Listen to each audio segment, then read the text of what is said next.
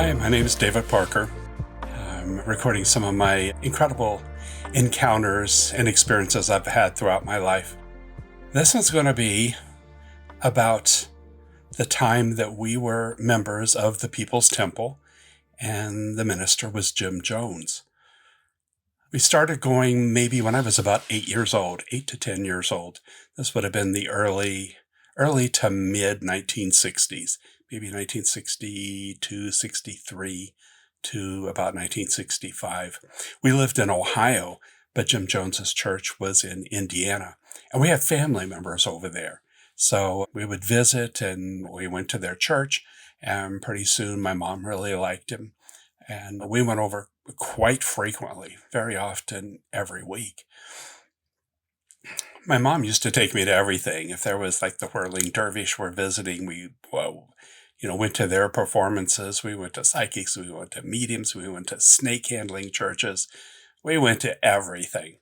But Jim Jones's church was a regular, and I liked it because I was a little kid.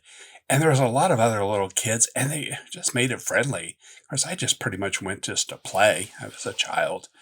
But I had several experiences I still can't explain, but it's kind of interesting. I've been thinking about them more and more recently. Had I not had these few experiences with Reverend Jim, I probably would have just forgotten all about the church altogether. And of course, I did pretty much put it out of my mind mostly until the late 1970s, when there was a very negative outcome with his followers. But anyway, we would go over, and a nice church, lots of people. It was a diversity of all kinds of races, and some people dressed up, some people didn't. I had a good time and went to several of the like Sunday school type classes with other kids, and then join a congregation later on. But there were times, not always, but I would see Jim. It looked like he had bug eyes. And, we would be back in the pulpits and he would be up front. And there would be times that it looked like he had two big donuts over his eyes. Sometimes it looked like maybe you take a charcoal briquette and just kind of rub it all around real thick, and his eyes would be very dark. Other times it stuck out, maybe about 1.5 inches or so, because when he turned his head like this, you could see it like bug eyes.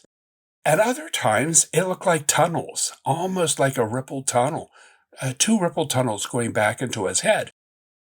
I would see this, and I tell the other kids, I say, "Do you see this on Jim? Do you see what's going on with his eyes?"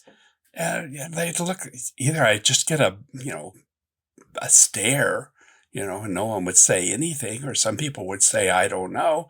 And other kids would look at me and then look at him and look at back.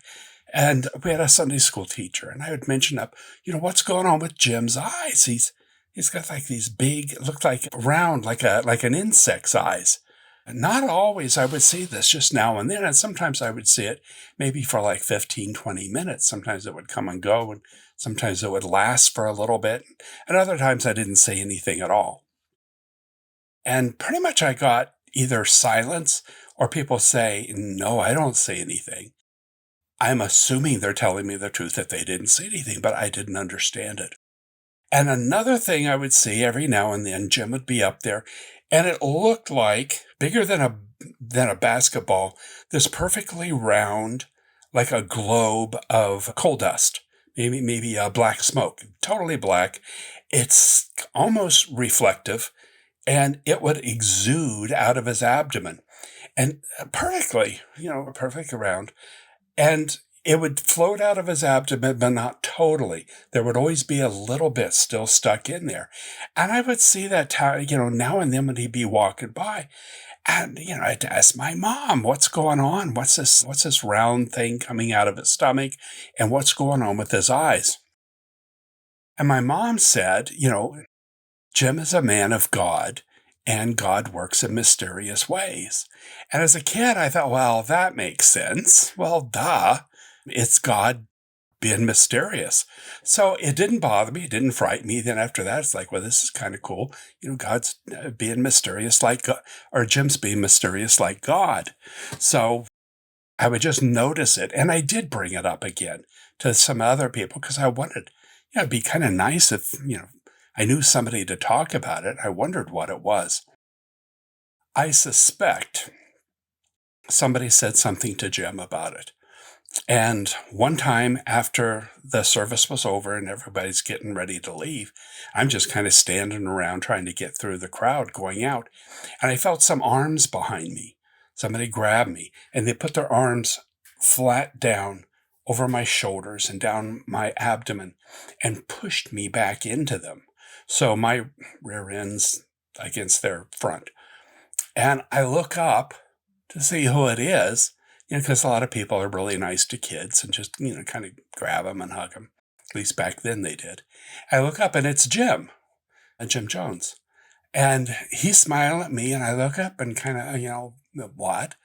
And he would go like this, like look down. Geez. Maybe it did bother me more than I thought. And I'd look down and that round ball of whatever it is, I remember thinking coal dust. I was raised on a farm and we had a coal stove. Was coming out of his abdomen again, but because he had me pressed right up against him, it went like through my back, through my chest area, and was exuding out of my chest because I'm short, because I was a kid.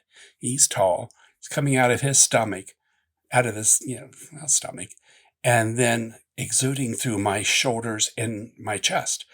And I'm just kind of looking at it. It's like, well, it didn't hurt. I didn't feel any different. It didn't change me. I didn't, again, God being mysterious. And pretty soon he'd let me go and off I'd kind of walk and look back at him. And he would turn around and do something else, go talk to other people there. He did this twice. And, I told my mom and she said, well, that's interesting. How do you feel? And I remember she had me open my shirt and look and make sure, there was no stains or burns or anything or whatever. I don't feel I wasn't being molested, but it didn't feel like that. It was just odd. He really pressed me up against him like he willfully knew.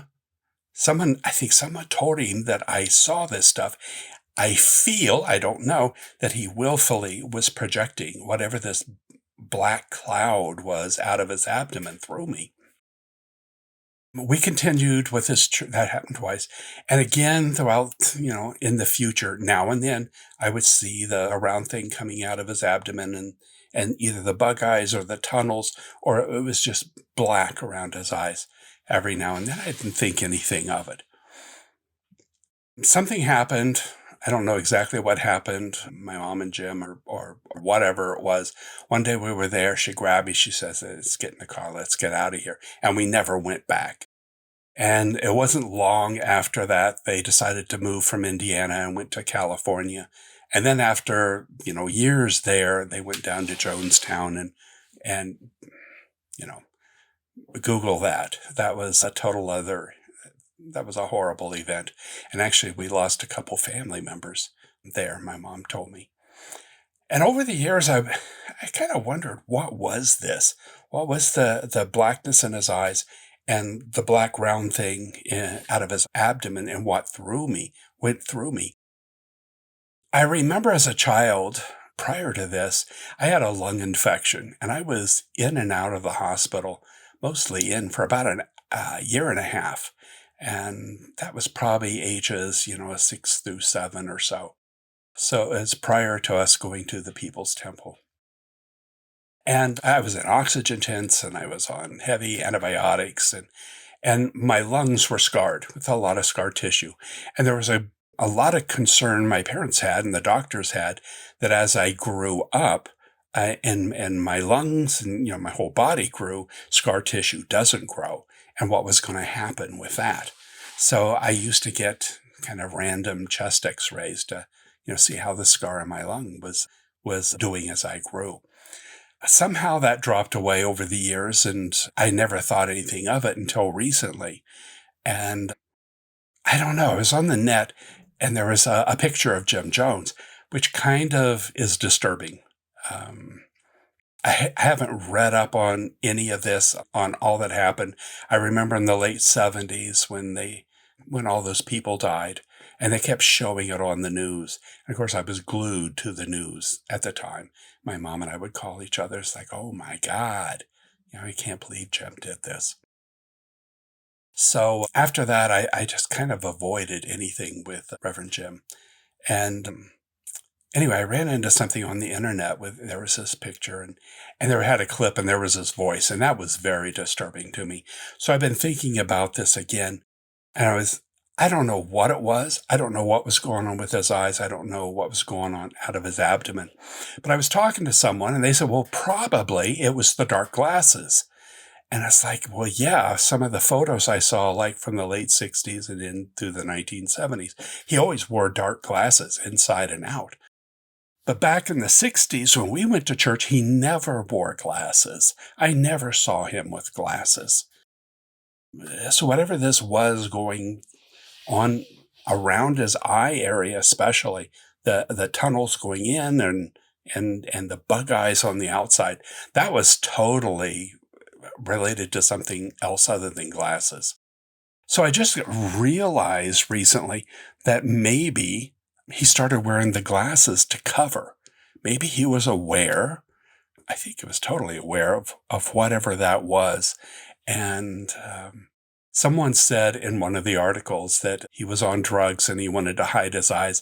I think maybe, I don't know, maybe he was hiding his eyes for a totally different reason than doing drugs, because there's something going on with that man that was not physical, that was not natural.